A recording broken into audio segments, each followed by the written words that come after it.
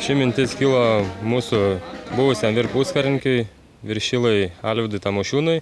Jisai sugalvojo mintį paminėti bataliono gimtadienį ir mums pasiūlė ją įgyvendinti. Tai mes ir ją įgyvendinom. Gal kiek prasmė yra, kad rūpintojėlis rūpintus mūsų oro gynybos batalionu, kad jam viskas būtų gerai. Pats procesas vyko, tai eskizo sudarimas, ten nusipiešėm, padarėm mini projektą tokį, kad galėtų pristatyti vadovybei, kad tiktų. Paskui su puskarininkiu važiavom, ieškojom medienos, ieškojom ąžuolą, kad būtų geriausiai drožti, ilgai stovėtų jisai ir džiugintų mūsų batalioną. Ir paskui parsivežėm, drožėm jį. Laiko gavos, grubiai sudėjus, 2 savaitės. Nuo tarnybos laisvų metų? Taip. Prieidavom po biškį ir droždavom, kada ištaikydavom momentą. Keliese? Dviese. Su puskarininku? Su vyriliniu Audriu Steponavičiumi. Jo, pradėjom šią dieną šventinę iš tikrųjų šventom mišiom Radviliškio bažnyčioje. Visas batalionas susirinko, o čia koplytstulpio pašventinimas. Tai kaip ir sakiau, pirmiausia, kariai tikisi, kad čia toks regimas aukštesniojo globos ženklas tas koplytstulpis. Iš tikrųjų, su tais kariais, kurie drožė koplytstulpį, teko tarnauti ir Afganistane pusę metų. Ir iš tikrųjų tie kariai supranta, kas yra kario duona ir kad reikia kaip duonos kariui, taip ir tos globos aukštesnios. Taip. Jinai svarbi, ar ne? Yra svarbi, visiems svarbi, tik tai galbūt karys labiau supranta, kad jos reikia, kadangi dažniau atsiduria ekstremaliose situacijose. Tiesiog.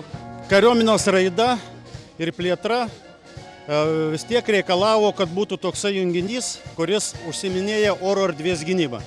Kadangi iš aviacijos pusės mes pajėgumų neturėjom, tai yra naikintuvai, o žeminius taikinius ginti reikalinga speciali įranga, tai yra antžeminė oro gynybos sistema. Ta idėja išsirutuliavo turbūt dar 98 metais buvo pirmą kartą pradėta kalbėti. Ir galų gale 2000 metams jau buvo praeitas atitinkamas kelias su Švedijos kariuomenės. Pagrindinė buvo, dėrybos dėl ginkluotės gavimo iš Švedijos.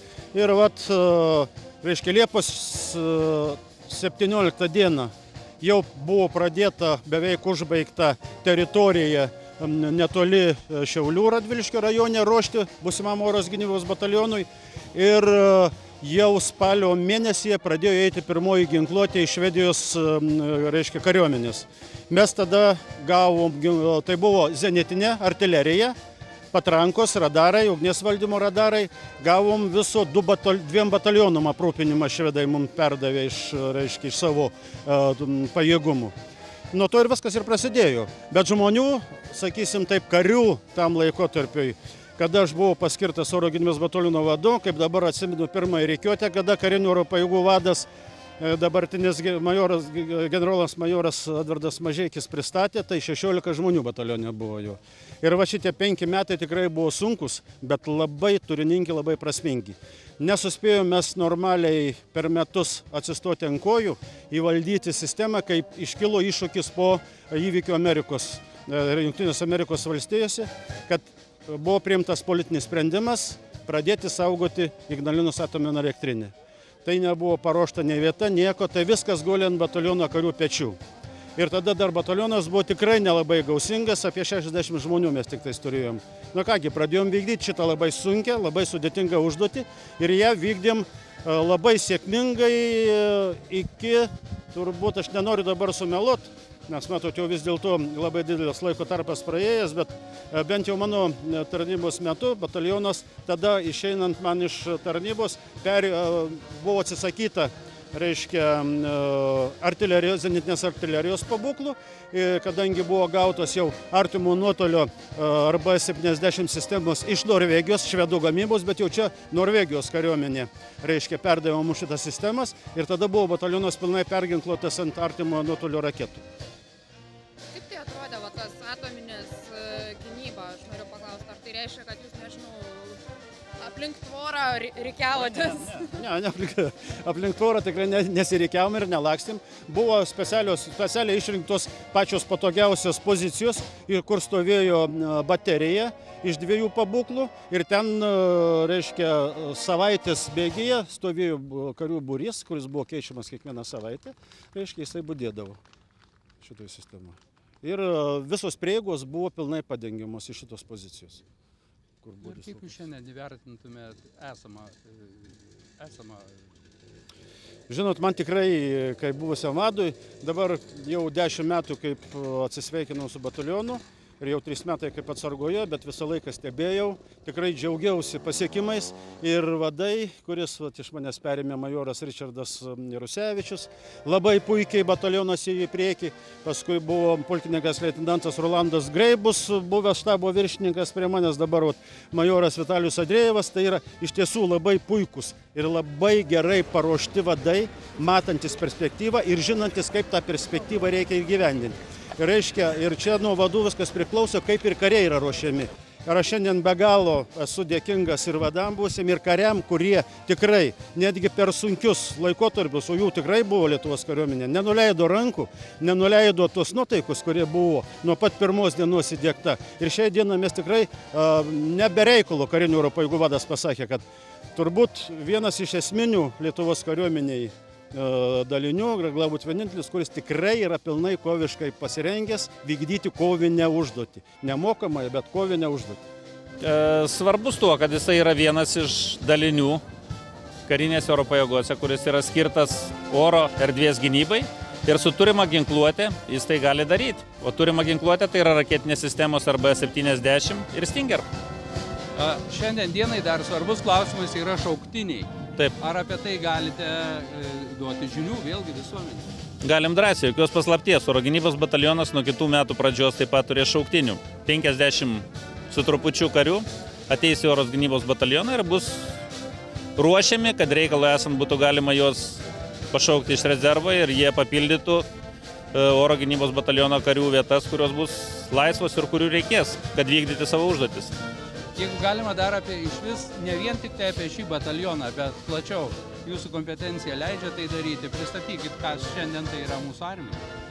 Kas yra mūsų kariuomenė? Mūsų kariuomenė susideda iš pajėgų, tokių kaip sausumos pajėgos, karinės jūrų pajėgos, karinės oro pajėgos, specialiųjų operacijų pajėgos ir daug aprūpinančių valdybų, kurios remia pagrindinius pajėgumus. Aš pats vadovauju kariniams oro pajėgoms, kurių sudėtis yra aviacijos bazė, kurioje dislokuoti visi mūsų skraidantis objektai, taip pat iš aviacijos bazės operuojamo Šiaulių karinio aerodromo yra vykdoma oro policija, mes vykdom priimančių šalies paramą atvykstantiems sąjungininkams ir vykdantiems oro policijos misiją virš 3 Baltijos respublikų, taip pat į karinės oro pajėgas įeina jau minėtas batalionas oro gynybos, kurioje mes esame ir švenčiam 15 metinės. Dar vienas dalinys yra ginkluotės ir technikos remonto depas, kuris remontuoja visus orlaivius, radarus, taip pat ir oro gynybos bataliono eksploatuojama raketinė ginkluotė.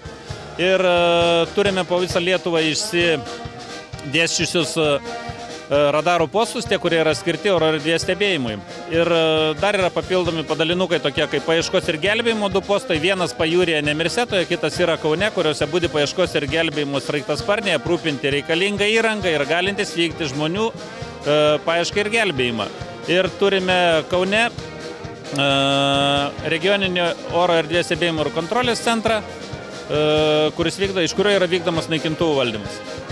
Ar svarbu, šiandien čia svečiuose Radviliškio meras, ar svarbu bendradarbiavimas armijos su vietinė valdžia, su vietiniais žmonėmis? Be abejo yra svarbu. Ne armijos kariuomenės, Lietuva neturi armijos, yra Lietuvos kariuomenė. Jo, patikslinimui. Bendradarbiavimas su vietinė valdžia yra ypač svarbus. Nuo to, kaip civiliai, kaip tie žmonės, kurie yra aplinkui dalinį, žiūri, kaip reaguoja į tave, kiek tu su jais draugiškas esi, priklauso labai ta vidinė dvasia paties bataliono. Kiek matau Radviliškį, tokių problemų jokių nėra. Pats miestelis nėra didelis, dalinys yra vienas, todėl jis yra matomas. Ženkliai yra sunkiau, aš sakyčiau, didesniuose miestuose įsikūrusiems daliniams, kaip Vilniuje, Kaune ir Šiauliuose, bet Radviliškis ir batalionas yra 2 tampriai susiję dariniai, kurie ir bendradarbiauja, ir manau, ir ateityje turėtų ir bendradarbiauti, ir plėsti tas visas bendradarbiavimo galimybės tiek, kiek įmanoma. Tai dabar apie tą armiją ir kariuomenę. Ar čia yra esminė, ar čia tik juridinis įvardinimas, kaip sakyti? Nei juridinis, nei esminis, bet armija yra sovietinė, o kariuomenė yra Lietuvos kariuomenė.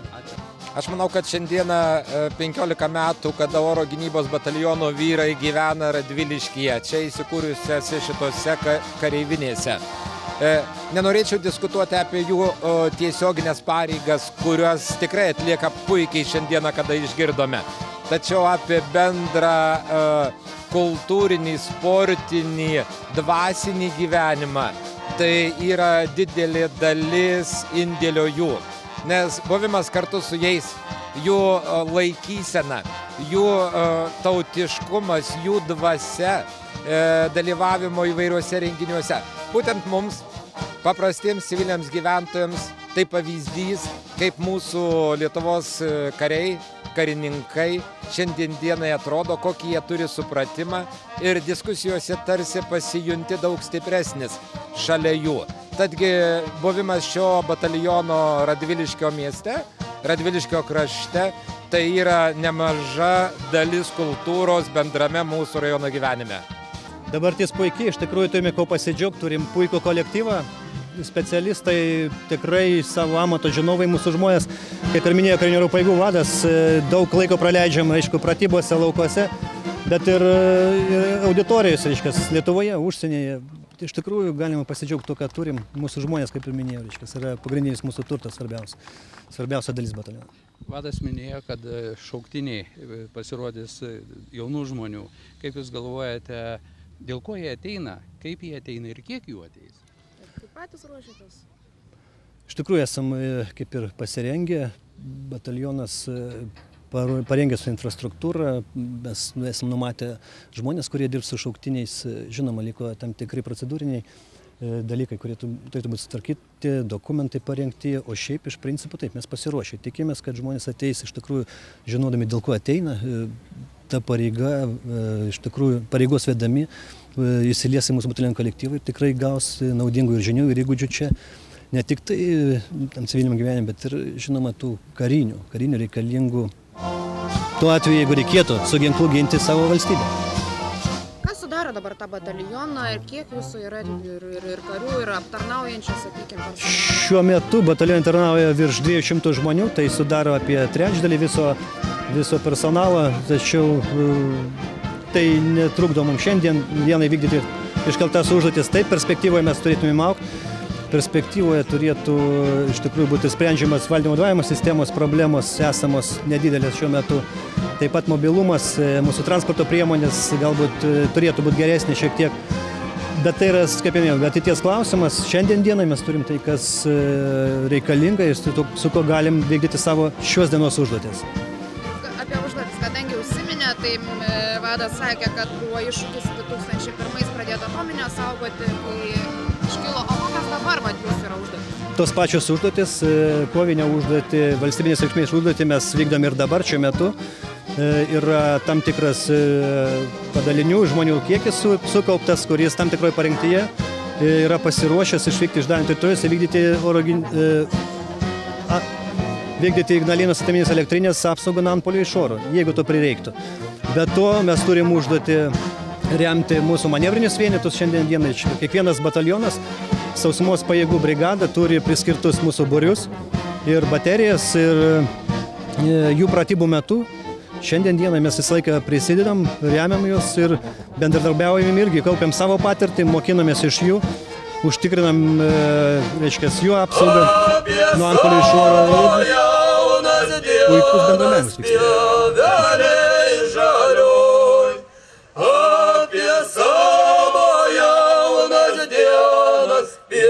Jau turbūt daug kas ir žino mane, tai aš esu duonos kepėja Elvyra Vasiliauskienė iš Pakruojo rajono, iš tokio Martyniškio viensodžio.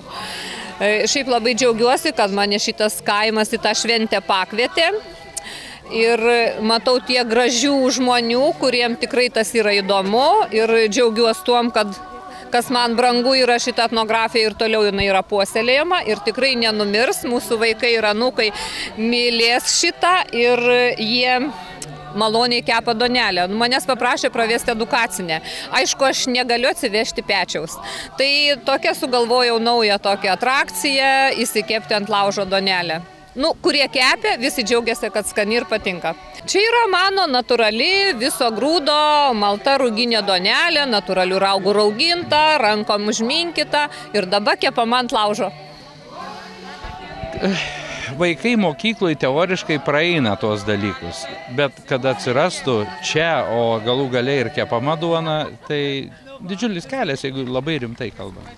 Taip, yra, aišku, didžiulis kelias, jeigu pradėsim nuo pat, šiaip tai, kaip pasakyti, kas turi senelius, tai dar tiem anūkėliam persiduoda. Bet man dabar labai malonu, kad atsirado jaunų žmonių, kurie šitom domisi.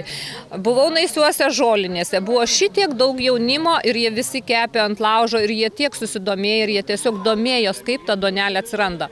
Tai mane džiugina. Esu Birutė Minskaitienė iš Radviliškio rajono, Šeduvos seniūnijos, Vyriškių bendruomenės. Esu narė, esu savanorė, dirbu tuo pačiu patenkindama visus savo pomėgius, nes namuose neliko kam valgyti, vaikai išvažiavo, savo gyvenimus turi, vyras amžinai užimtas ir darbe. O atsirado toks noras, kada sužinojom, kad Beata Nikolson yra iš mūsų rajono ir jinai iki 3 metų gyveno Gražionyse. Ir kai jinai pradėjo daryti tas akcijas, prasidėjo receptų rinkimas. Receptų rinkimas iš senų žmonių ir norisi gal einam prie to tautinio paveldo, nes nieko žmogus naujo tu neatrasi, viską reikia kažkaip tai kartot. Ir norisi tų senų receptų. Tai taip norisi ir atgaiminti ir tie skruzdėlynai, tie senoviški meduoliai, kurie būdavo kiekvienoj troboj, tie malūnai, kurie mena ir Šeduvos malūną, ir tokia kaip ir dovana. O ką lengviausiai parduoti ir padaryti, tas, kas pačiai skanu. Tai yra įvairių rūšių keksiukai. Tai irgi pagal metų laikus, ką tu žmogus turi, ką sugebi. Aišku, bandom visus receptus, kokius tik tai įmanoma. Pirmiausia, kepam savo artimai aplinką, o paskui bandom parduoti.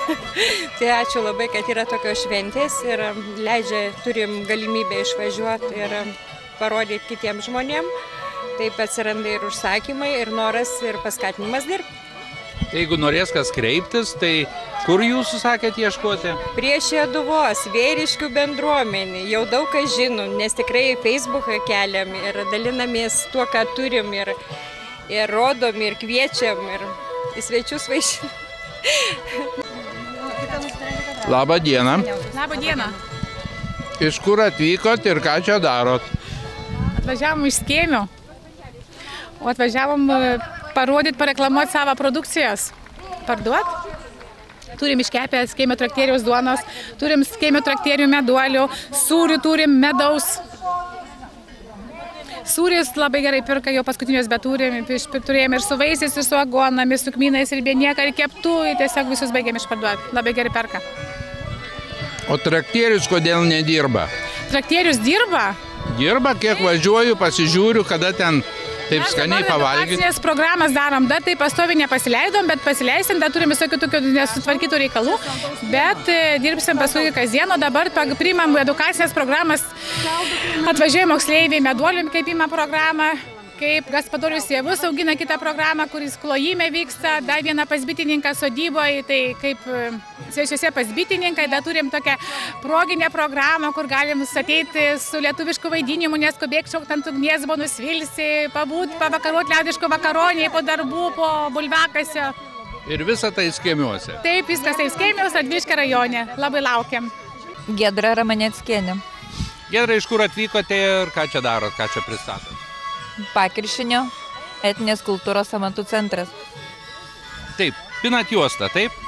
Čia yra vytinė juosta. Aha, tai vejama su kaladėlėm. Tai daugiau papasakokit, kokie siūlai, iš kur čia, ką čia matau gatavas, kur jas galima naudoti? Čia yra tradicinės tautinės juostos, kurios yra naudojamos prie tautinių rūbų, lietuviškų tautinių rūbų. Na, jeigu kažkas tai ir taip norėtų pasipuošti prie lininio kokio rūbo kasdieniniam naudojimui, jinai irgi ko puikiausiai tinka. O šita juosta, jinai yra senesnė netgi už austą juostą. tikėtina kažkur 14 amžius jos yra pradžia. Patys pirmi siūlai, kaip ir anksčiau, patys pirmi siūlai buvo vilnoniai, nes sintetinių siūlų anksčiau ir nebuvo. Šita vytinė juosta buvo pradėta vyti vilnoniais siūlais. Ja galima vyti ir medvilniniais siūlais. Šiek tiek dabar yra praktikuojama truputį ir su akrilanu arba su elastanu, bet tai turi būti labai nedaug procentų. Priklauso nuo to, kokio norim pločio, kokio norim storio. Imam ir siūlus tokio storio. Moteriškom daleiskim juostom kažkur tai yra 5-6 cm plotis. Vyrų juosta gali būti iki 8 cm pločio. Ilgis priklauso irgi nuo žmogaus ūgio, nuo liemens apimties. Manau, kad vidutinis juostos ūgis 2,30 m, 2,50 m. Tai tam, kad ją nuvyti tokio ilgio, tenka paimti 3 metrų ilgio siūlą, kuris yra suveriamas į kaladėlę. Kaladėlė anksčiau buvo daroma iš labai plono medžio, plonai apdorota. Net sunku man dabar ir įvardinti, kokio storio, kiek milimetrų, ar 0,2 mm, daleiskim, tos kaladėlės storis. O dabar geriausiai tinka banko kortelės. Jo, paėmėm ir sumoderninom. Turinamuose yra padarytos ir būtent tradicinės medinės kaladėlės. Su mediniam truputį sudėtingiau, kadangi į saują tada jų mažiau telpa. Ir juosta šiek tiek tada praranda plotį. Tada tenka su storesniais siūlais ir dirbti. Kuomet jau taip ištreniravom, kad prisitaikėm banko korteles, jos yra išvis plonytės, ką labai sunku iš medžio išgauti, tos 4 skylutės ir tada gaunasi, kad galim laviruoti su didesniu kiekiu kaladėlių, ką ir galim padidinti juostos plotį ir tada paimti plonesnius siūlus. Rezultatas yra jau geresnis. Dar to pačiu yra dabar jau sumodernizuota, ką aš ir savo pritaikiau. Pasidariau tokią plokštelę, kurioje yra pritvirtinti suktukai, kurie labai sėkmingai atsuka vytinės juostos siūlus atgal. Nes bevėjant juostą, siūlai susivėja. Juos reikia, anksčiau daleiskim surišdavo į vieną į ryšulį ir kada reikėdavo atsukti siūlus, reikėdavo ryšulį atrišti. Ir vėl iš naujo, vėl siūlus visus ištampyti ir vėl pririšti. Šiuo metu dėkingas variantas tuo, kad su suktuku kiekvienos kaladėlės 4 tos siūliukus, juos galima kuo puikiausiai lengvai atsukti į tiesę padėtį. Esu Aurelija Norvaišienė. Iš kur? Iš Radviliškio.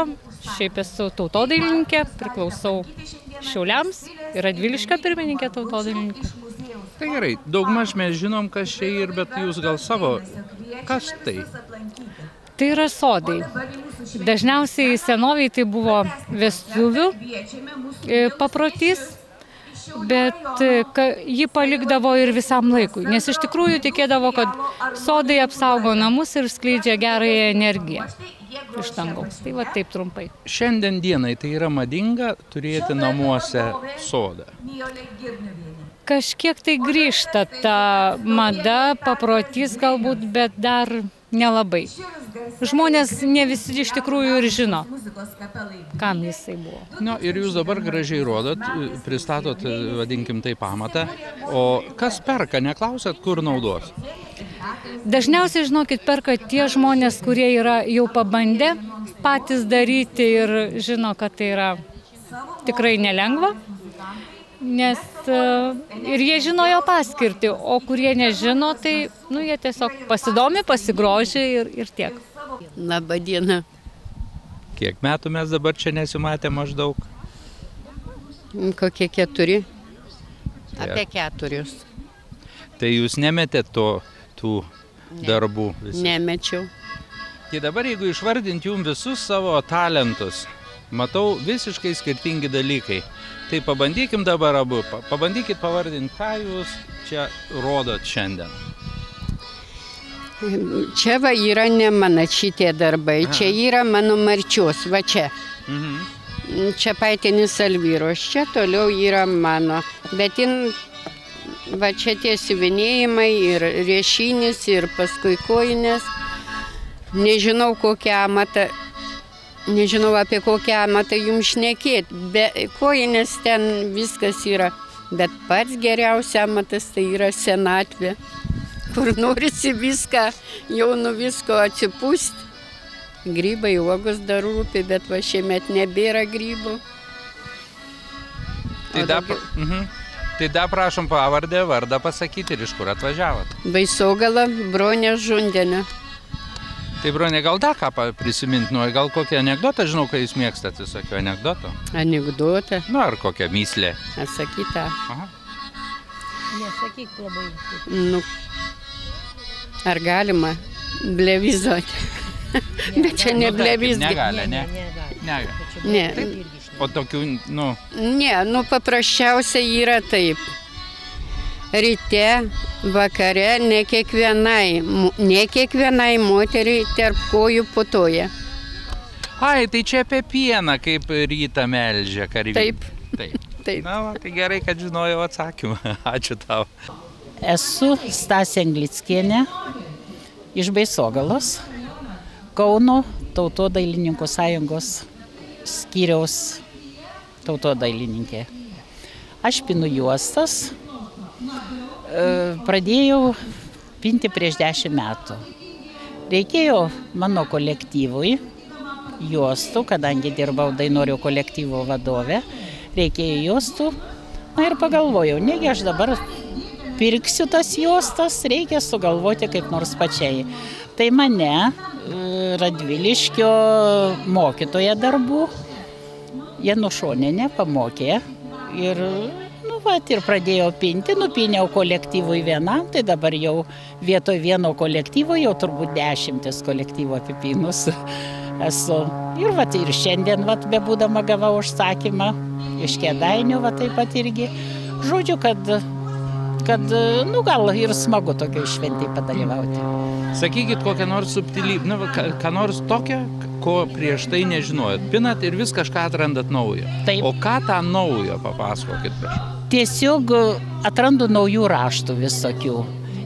Tai lyg automatiškai tie raštai gaunasi, tai lyg pasidalinam, šventėse dalyvaujant pasidalinam, pamatom. Dabar pro šalį eina daug kolektyvo žmonių ir pamatau kažkokią tai juostą gražią, ir galvoju, šitą man būtinai reikia padaryti, nupinti.